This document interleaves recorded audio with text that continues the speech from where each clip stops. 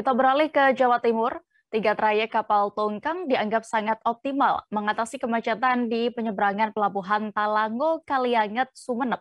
Pasalnya, kerap terjadi kemacetan akibat adanya kemacetan antrean panjang dan lama. Bagaimana pantauan lebih detailnya terkait situasi di sana akan dilaporkan reporter Tribun Madura ada Ali Hafidz Syahbana di sana. Halo rekan Hafiz. Halo Dea. Iya, Hafiz, bagaimana bisa Anda informasikan sebenarnya apa faktor antrean ini hingga berjam-jam di pelabuhan tersebut?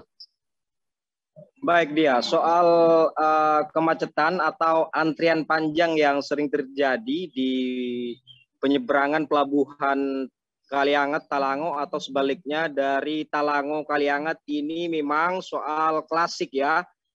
Terjadi antrian panjang apalagi di saat momen-momen tertentu, misalnya di bulan haji atau acara pernikahan atau acara kondangan, ini biasanya terjadi antrian panjang yang mengular atau bahkan ratusan meter Dea. Di pelabuhan ini sudah bertahun-tahun terjadi antrean. Sampai saat ini kalau hari-hari biasa paling hari Jumat, Sabtu atau Minggu. Ini sering terjadi antrian panjang, cuman yang lebih mengerikan atau yang lebih beratus-ratus meter itu pada momen-momen tertentu. Misalkan pada bulan haji atau di bulan puasa misalkan ini terjadi antrian yang mengular di pelabuhan Kalianget atau di pelabuhan Talango. Ini memang sudah masalah klasik dia. Faktornya karena bagian dari faktor kemacetan ini salah satunya adalah karena tata letak parkir. Kita sudah turun ke lapangan. Ini karena memang tata letak parkir sepeda motor, pengunjung ke pasar tradisional di Kecamatan Talango, di sisi Talango, dan juga becak motor di saat menaikkan penumpang peziarah ke wisata religi di wilayah Kepulauan Talango tersebut. Ini yang bagian salah satu faktor kemacetan yang terjadi. Sementara di sisi pelabuhan Kaliangetnya ini juga imbas dari kemacetan tersebut. Selain memang karena kadang berbarengan satu pintu di pintu masuk di pelabuhan Kalianget ini ada dua dermaga. Satu dermaga memang setiap hari ramai ke pelabuhan Talango, dan satunya kadang berbarengan ke wilayah kepulauan-kepulauan lain seperti Kangean, Sapeken, atau ke Masalembu. Ini kadang berbarengan sehingga akibatnya terjadi kemacetan seperti itu. Kedua, karena memang tidak adanya petugas ya dari pihak pemerintah untuk mengatur di lapangan gitu ya.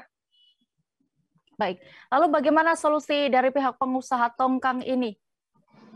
Baik Dea, kita sudah sempat wawancara atau konfirmasi langsung dengan dua pengusaha atau dua trayek yang milik salah satu pengusaha, yakni pengusaha muda sukses di wilayah Kecamatan Talango, yakni Haji Sanusi.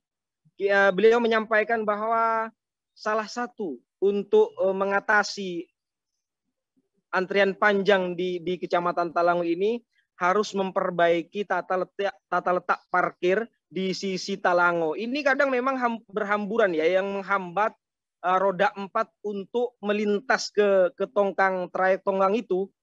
Salah satunya seperti itu. Kedua, untuk sepeda motor ini diarahkan ketika sudah terjadi macet, maka diarahkan untuk naik perahu kecil selain tongkang seperti itu, Dea. Baik, Tribuners, terkait situasi di sana juga rekan Hafiz sudah melakukan wawancara bersama pengusaha muda atau pemilik saham 2 tongkang KM Safaras dan juga KM Karjon, Haji Sanusi. Berikut liputan lengkapnya. Menurut saya banyak hal di situ terjadinya kemacetan di Kecamatan Talango itu. Ya, yang pertama memang bisa bertitik tumbuhnya itu ke tongkang, ya kan? Iya. Cuman tongkang untuk saat ini, insya Allah itu tongkang ketiga-tiganya itu akan diupayakan jalan. Tongkang yang lagi off satu, kalau memang ada kemacetan, itu akan dijalankan tongkang yang satu. Jadi 3 tongkang akan beroperasi. Yang mana tongkang yang satunya itu hanya muang dari Kalianget, misalnya macet di Kalianget, kita akan buang ke Talango, ya kan? Kalau misalnya di Talango itu macet, akan dibawa di Kalianget, tidak mengambil penumpang bolak-balik yang bertugas. Itu salah satu solusi maksudnya ya. Salah satu solusi itu. Kemudian solusi yang kedua itu bagaimana penertiban roda 2. Jika lagi macet, yang macet itu sebenarnya kita fokusnya ke roda 4 ya. Kalau roda 2 itu ya kalau lagi macet seperti itu biasanya kita upayakan biar naik sampan seperti itu. Ya bisa naik sampan. Akan tetapi di situ harus diatur. Harus semuanya dipasrahkan kepada pengurus tongkang, tidak akan digubris oleh masyarakat yang bawa sepeda motor. Jadi harus benar-benar ada yang berwenang di situ untuk mengatur.